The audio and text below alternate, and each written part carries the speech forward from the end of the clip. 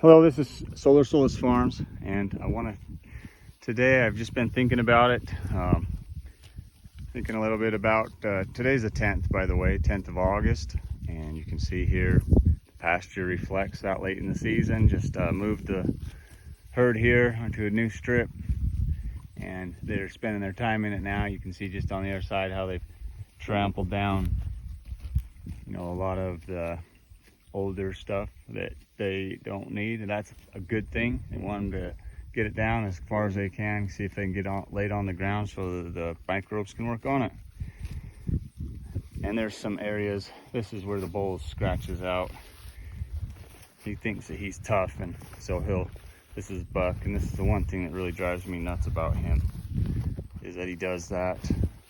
But you can see that they've taken and push this onto the ground here, and it's really good in these areas where I'm trying to recover. You can see the pedestaling from the old, the old way that it was managed with just tromping it out when it was wet. And I'm trying to keep animals out when it's wet at this point, especially areas that they were in when it was always wet. This vegetation really reflects just a fairly often saturated. So this is Garrison creeping foxtail. It likes to grow in. Let me show you what Garrison's creeping foxtail seed looks like. If you look at there, it kind of looks like an arrowhead. It's kind of hard to see because this doesn't focus real well, but it kind of looks like an arrowhead. So Timothy has a fluorescent or a flowering part that looks a lot like this, only notice how this starts to lose seed from the top down. One thing that a number of things that Garrison has that this doesn't is it comes out later in the year. This is real early.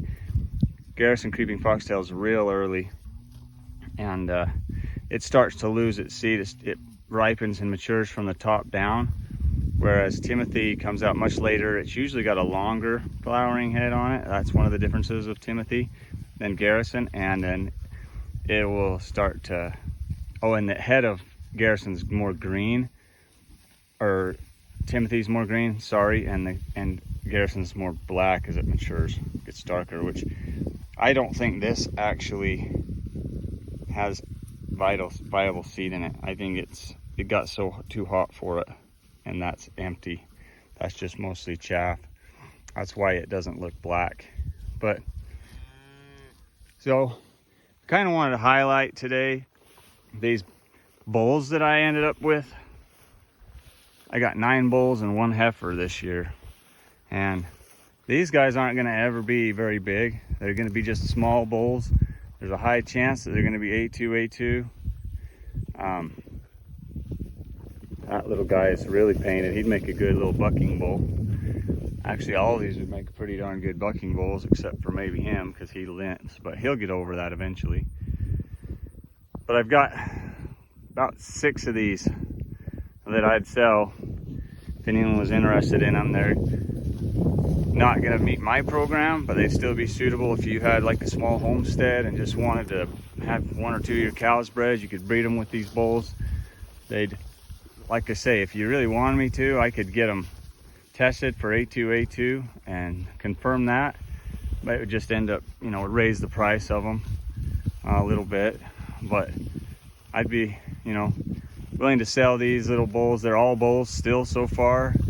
This guy looks a little rougher just because his she's 10 years old now, and she's gonna be hamburger this year because her udders, she got mastitis, which, I'm being honest, I wouldn't choose him out of the ones that I would choose, because his mom did get mastitis, but she also lived to be 10 and had a calf every year.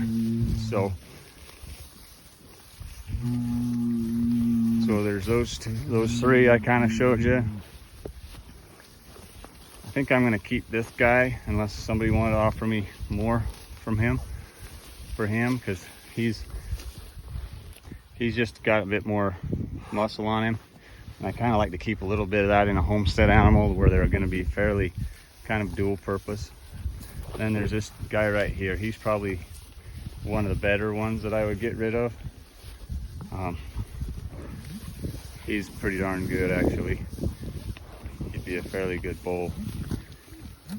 So anyways, if anybody's interested in any of these animals, rather than getting like a straw from buck, having live cover, they are going to be for sale. And we can talk about prices or whatever. If you're really interested, you could in the comments let me know. I also have an email address that it's solar.solace@hotmail.com, or you also pronounce it solace, solar.solace, solar.solace@hotmail.com. If any of these little bulls would be something you'd be interested in. I'm also going to have 4 steers for beef for sale, 3 this year, and then depending on how many bulls I sell, then I'll have some next year potentially. But anyways, just wanted to walk through the herd, kind of give you a rundown of what maybe I'll be looking at selling, show you the litter that was stomped on the ground with a little bit higher density. If I was able to back fence, it'd be a lot better than this as far as the trampling went, and the use efficiency would also be a little more uniform. That's what high stock density does for you. Not stocking rate, that's different, but stock density. This little guy here, he wouldn't even be a bad bull. He's a deeper bodied of them. If you have alfalfa that you want to graze straight alfalfa, he's not going to work as well for that, because he ended up getting a limp when he was on straight alfalfa. It is getting better, and it'll probably take 2 or 3 weeks now that they're not on straight alfalfa any longer for him to get to the point where he can walk back on that with full pressure. But anyways, this will be the second to the last, well, this will be third to the last move. Got today, tomorrow, and Monday. So Tuesday we'll be moving them to the different fields up here into the center. We've got to get some tree protectors around some bur oak trees before I do that. But anyways, their poops aren't the greatest because they get to just choose. They're not like the favorite like I like to see, but they're not bad either. And those are some probably the runnier ones. But as you can see, they're all over the board here. That one's a little bit too runny. That one's a little bit too runny. Here's a side by side, but that's just fine there. That one's a good one. And I want to show you, they were probably laid about the same time. Maybe this one's a little older, but you can also see what the dung beetles prefer. A little bit drier. It's perfect. They like pumpkin pie, not pudding pie. So anyways, thanks for watching. This is Solar Solace signing off.